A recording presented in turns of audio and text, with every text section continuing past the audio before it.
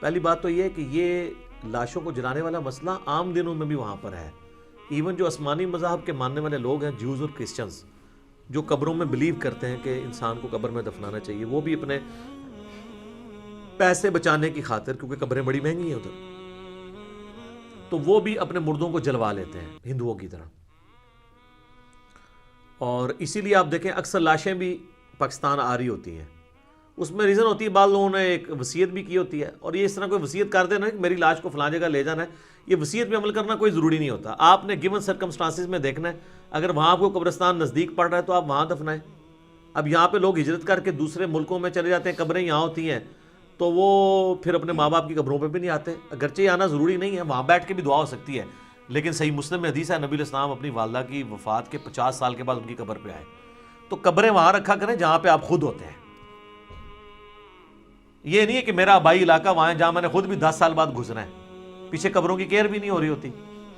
تو یہاں پہ یعنی مردوں کو بھیجنے کی ضرورت نہیں. اگر وہاں پہ آپ افورڈ کر سکتے ہیں تو آپ کریں. اگر پھر آپ یہ سیدھی بات ہے آپ افورڈ نہیں کر سکتے تو اس لیے آپ یہاں بھیج رہے ہوتے ہیں کہ قبر کی جگہ مہنگی ہے وہاں پہ. یہ جناب انگلینڈ کے اندر بھی مجھے میرے بھائی نے بھی بتایا، وہاں پہ بھی ایک نوجوان مسلمان کی ڈیتھ ہوئی ہے کرونا کی وجہ سے. تو پھر اس کو جو غسل اور تدفین جن لوگوں نے کیا ہے ان کو بھی وہ جراثیم ٹرانسفر ہوئے ہیں. تو یہ اب چیز اسٹیبلش ہو چکی ہے. لہٰذا یہ صرف کنٹرول انوائرمنٹ کے اندر جن لوگوں نے وہ کنٹرول لباس پہنا ہو وہی اس کو غسل دیں اور اس کو دفنائیں.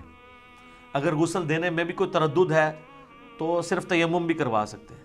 اگر تیمم کروانے میں بھی تردد ہے تو اس طرح بھی دفنایا جا سکتا ہے. بخاری مسلم میں حدیث ہے کہ جو لوگ شہید ہوتے تھے نبی علیہ السلام نے جنگوں میں بغیر جنازے کے، بغیر کے غسل کے بھی ان کو دفنایا ہے. کیٹاسٹرافک کنڈیشن ہے.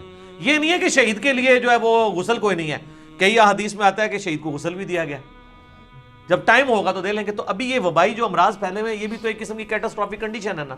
اور ویسے بھی ایک جنرل حدیث تو ہے تعاون کے بارے میں بخاری مسلم میں احادیث موجود ہیں جو میں نے کرونا والی اپنی لیکچر میں بھی بتائی تھیں اور کوسچن آنسر سیشن میں، کہ جو میری امت کا شخص اس میں مرتا ہے اہل ایمان میں سے وہ شہید اللہ کے حضور لکھا جائے گا. تو اس طرح کی سچویشن بن جائے تو ایسے بھی کر لیا جائے. باقی جنازہ پڑھنے میں کوئی مسئلہ نہیں ہے. جنازہ پڑھنے کے لیے تو اس کو ٹچ کرنا ضروری نہیں ہے. بے شک وہ ایمبولینس کے اندر رکھی ہوئی ہے اس کی میت، تو آپ بس سامنے ہونا میت کا ضروری ہے، بس سامنے رکھیں اور آپ جنازہ پڑھ دیں. اور اگر کسی کا رہ گیا وہ قبرستان بھی جا کے قبر پہ بھی جنازہ پڑھ سکتا ہے بعد میں. بخاری مسلم میں حدیث ہے نبی علیہ السلام نے غزوہ احد کے شہداء پہ 8 سال کے بعد جا کے اپنی وفات سے 1 مہینہ پہلے جا کے نماز جنازہ پڑھی تھی. تو یہ رسک نہ لیں، لوگوں کو سمجھائیں، جذباتی اپنی اس طرح کی چیزیں چھوڑ دیں. وہ کہتے ہیں جناب ہم آخری دیدار بھی نہیں کر سکے. اور میرے بھائی لوگ ایئر کریش میں مر جاتے ہیں، ان کا آخری دیدار کون کرتا ہے؟ اور آپ بھی ساتھ ہی مر جاتے ہیں تو آپ کا آخری دیدار کس نے کرنا تھا؟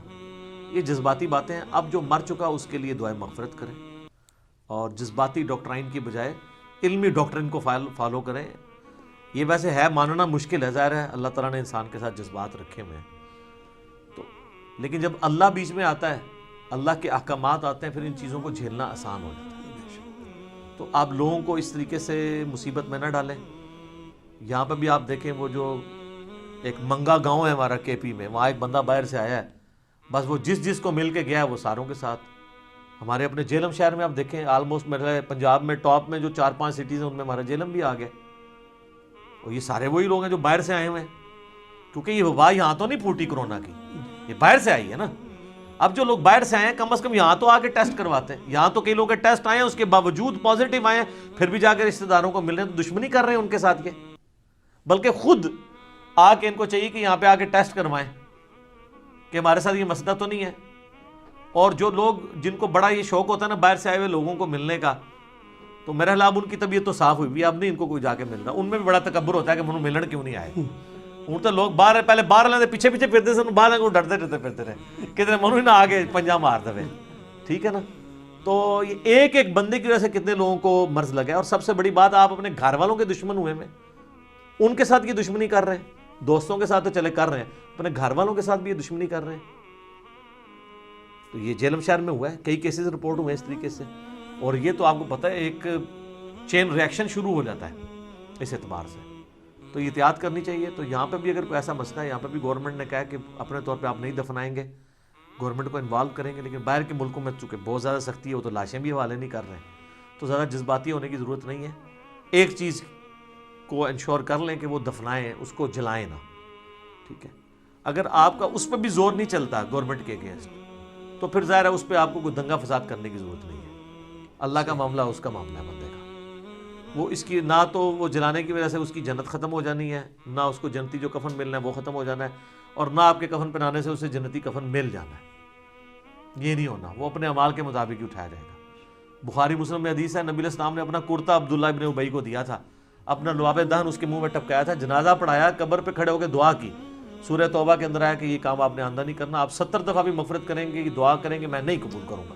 تو جو اللہ رسول کا باغی ہے نا، اس کو ہماری دعاؤں سے، کفن پہنانے سے، غسل دینے سے کوئی فائدہ نہیں ہونا. ہمارے دل کی تسلی ضرور ہو جاتی ہے. پوری زندگی لوگ قرآن کھول کے نہیں پڑھتے ہیں، ان کے میت کے اوپر لوگ سپارے پڑھ رہے ہوتے ہیں. اس نے پوری زندگی میں اس قرآن کو نہیں کھول کے پڑھا جس کی میت کے اوپر تم اس قرآن کو پڑھ پڑھ کے تو دھونس کے ساتھ اللہ سے بخشوانا چاہتے ہو.